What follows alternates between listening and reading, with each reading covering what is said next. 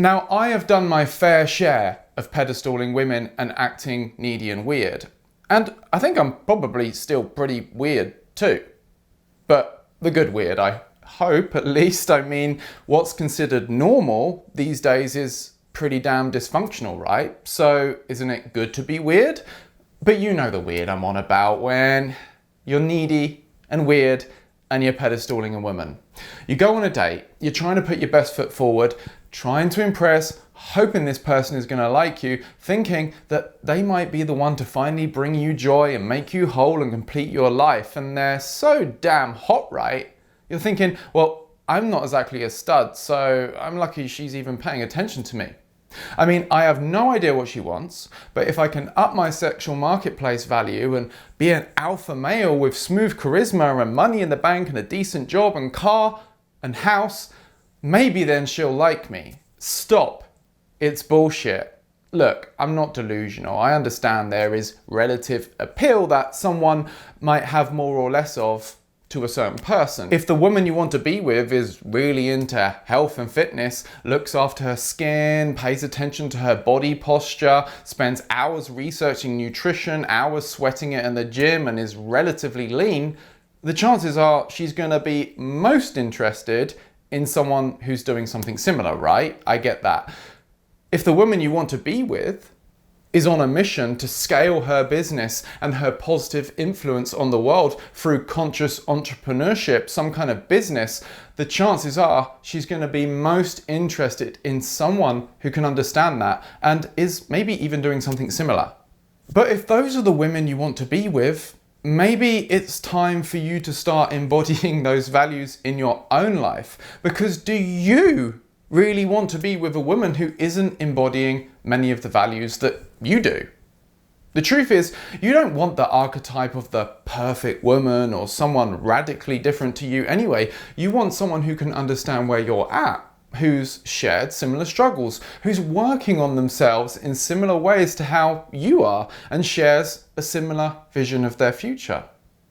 So how do we stop pedestaling women and elevating them above us in our minds, so we keep creating these realities where we get rejected, which reinforces this false notion that they're above us? Well, first, it's helpful to understand a bit about what's going on. Pedestaling someone means you have a concept in your mind about yourself which is made up of all of your past conditioning, and it's influenced by everything you've heard from your friends, family, TV, peers, the internet, whatever else, and it's influenced by the key decisions you've made in your life and conclusions and assumptions you've come to about yourself. This self-concept arises as thoughts in the mind that you identify with. There's you, this spacious awareness, and a thought that arises within that awareness, and that thought has a sense of self in it. Let's say the thought is, I am probably not good enough for her. You identify with the I in that thought and you believe yourself to be it. You also have a concept in your mind about her, what she's like, her experience, her supposed value to other men and the world. And you have a concept about her value and a concept about your value. And guess what? You come out on bottom.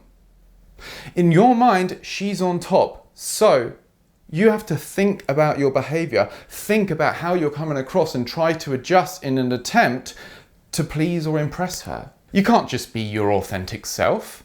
You have to be someone you're not. Some idea in your mind about how men should really be if they want to attract an attractive woman, which may or may not have been informed by bullshit ideas plumbed into your brain by other insecure guys who peddle those bullshit ideas to justify their own feelings of rejection from women.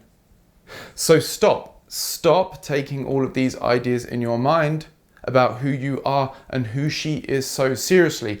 Stop taking all of your thoughts so seriously and begin to disidentify from them by noticing you are the awareness which these thoughts arise within and not the thoughts themselves.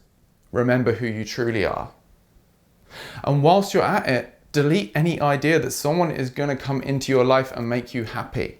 Delete any idea that someone can make you any more whole or complete than you already are, because it ain't going to happen. Yes, relationships are fun. Yes, relationships bring a lot of joy and challenge. And yes, both you and I feel a strong pull to them. But there is a peace and stability inherent in who you are at the deepest level, and no one can take away from that once you connect with it. How do you know? Imagine right now that you couldn't think a single thought about yourself or anyone else. Imagine right now that your thoughts and memories have been taken away and all you're experiencing is this awareness that you truly are. No self-concept for a moment. Silence. Stillness. Is it really all that bad? Or is it actually quite peaceful and happy? If you can't see it, look deeper. And from this place, you can become intentional. From this place, you can stop pedestalling women and instead get intentional about the reality that you actually want to create. And know that what you seek is seeking you. And dare to dream about what it would be like to just be yourself and attract the one who's seeking the authentic you, because you're being the authentic you. Your true self. The one who's congruent with your deepest values and acts on what he really desires. You know that you're not perfect. You know that the person you're looking for isn't perfect either.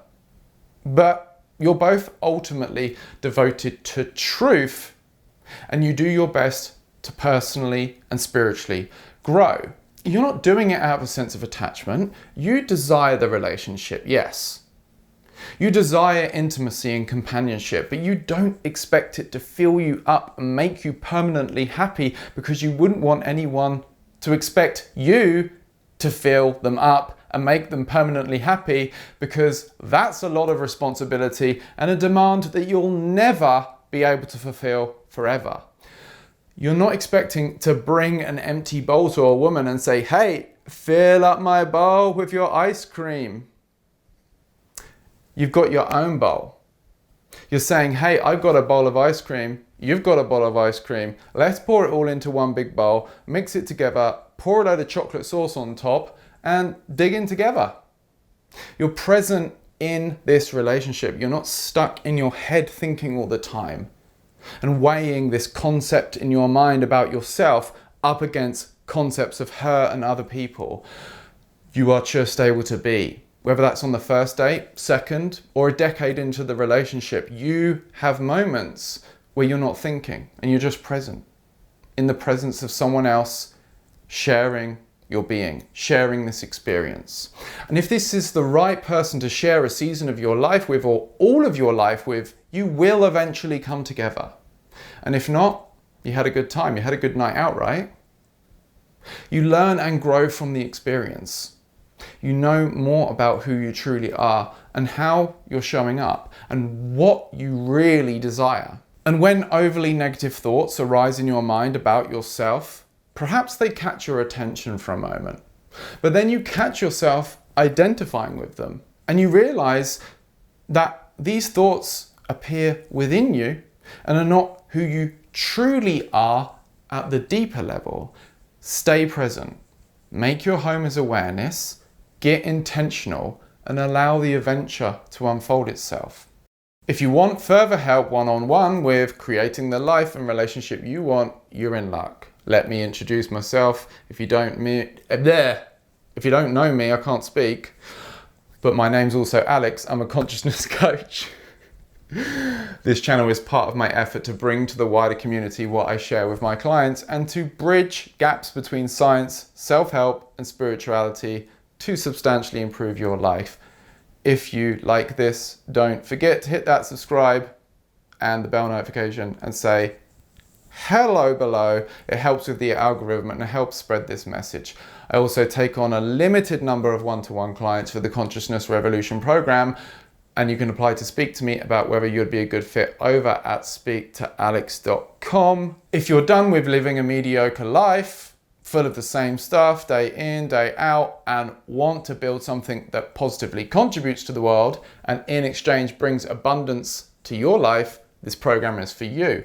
Or if you're a conscious entrepreneur that has had some momentum but has ran into some blocks and wants help taking things to the next level, this program is for you too. So head over to speaktoalex.com and book a chat about us potentially solving your problems. And with that being said, like this video if you liked it. Of course, don't forget to subscribe so you don't miss out on any new videos helping you with conscious personal growth. Peace.